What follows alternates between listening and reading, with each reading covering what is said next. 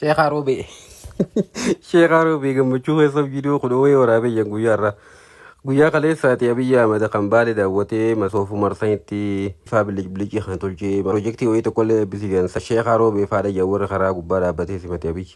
Akka malee gammachuu guddaa itti dhagaamte irraa kan ka'e Abiyyi Ahmad harka fuudhee yeroo kudhammoo kan harka isaa kan irra deebi'ee dhungatee jira. Amma booda yoon du'ellee humaa rakkoon qabu jeeyan Sheekh Aroobee gammachuu keessa jecha. Itti tole jedhan akka malee abbichuu akka malee. Dhiirotee dhuga fuudhee bare. Harka abbichuu siin jabbate san ittiin nyaattamu ittiin rafta akkam gootaa siin jaabaranam. Mataa jala kaaduu rafiin soo ijoolleen akkam waliif gootee fidimmoo isuma akkana jedhu gon. Harka abbichuun siin jabbate san akkam gootaa baalee masaraa mootummaatiif fakkaachuun amma ka. Sheekh harka abbichuun siin jabbate san akkam gootan jee bara. Mataa jala kaaduu rafii akka namni agarreetti dos.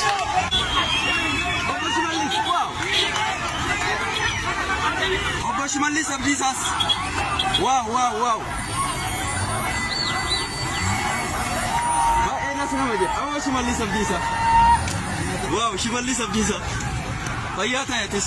Dal Sheekh Aroobee kana Aroobee Dubaay fakkaatu ram makaa jeebar. Aroobee Adaamaa fakkaatu ram makaa jeebar. Afaanumarra nu kaa'e Rabbiin. Ganaadha kun jalqaba yaakii yoo margite yaakii. Abboo Doktor Abiy Haasida Rabbi sirra haa qabu. Abboo Waanyoo Rabbi sirra haa qabu. Abboo Falfalaa Rabbi sirra haa qabu. Kitto laalii nola osoo fumarii naga buuttis balti maal abbaa keetii godhatte zamana Doktor Abiy kana keessa bar ifaan kanuu gale duraan baatiriidhaan deemna bar. Biliciliji illee taatu nuu taatee jirta warri biliciliji jettu atuu biliciliji koottuu biliciliji akka kanarra hojjedhu. Abbichuun abbaa mala sheekotii akka Sheekh Aroobee kana faa hunda booji'eef jalaa qaba bar. Abbichuun abbaa mala akka. Arrakkatti godhatan garti. Ummanni sun osoo qaallicha san kootaa sujuuda naa bu'aa osoo jeen sheekotii manzaraa sujuuda buutiif. Believe me or not, waan hin sinjuutan. Yeroo takka ummanni keenyaas gartee sheekoti jettanii sheexaana imaama maratee yaa'u kana dhageeffatina. Baale akkasirra rakkatte. Baale buqqaate. Ummata riiraa ka buqqa'ee fuudhanii dalloo geessanii dachii namni facaafaterra geessanii gosaan namni wal fixu jiru. Madda walaabuu fuudhanii boorana jala geessanii boorana bahaa jedhanii baale diigee kaan hidhaan guuree kalakkii jee hidhaan guuree amma namni mana hidhaa keessa maraatu jira jechuudha. Hangi alatti hafee jeen namicha kana jala ummata keenya dammaqa. Meekeeti ilma keeti ka jettu arra ilma keenyaa biyya bulcha kan jettan meekeeti maal irraa harkatte? Mee daangaa keeti kabajame? Arra bar soomaleen boontee bar miila walirra keeyse gaafii takka malee du'aatii takka malee laffaatii takka malee Oromiyaa bar hawaashii ol murachuuf qophaa'u jirti bar.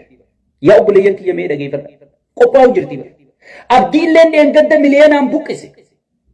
Abdiilleen miliyoonaan miskiinomse. Abdiilleen miliyoonaan uummata keenya fixee fi ajjeesee dhiiga dhuge.